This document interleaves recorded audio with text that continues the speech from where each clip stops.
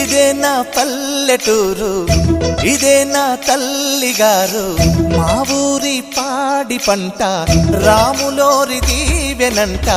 తల్లి గోదావరి నీళ్ళు కడిగ సీతమ్మ పాదాలు, ఊరంతా హాయ్ హాయ్ హాయ్, మనసంతా హాయ్ హాయ్ హాయ్.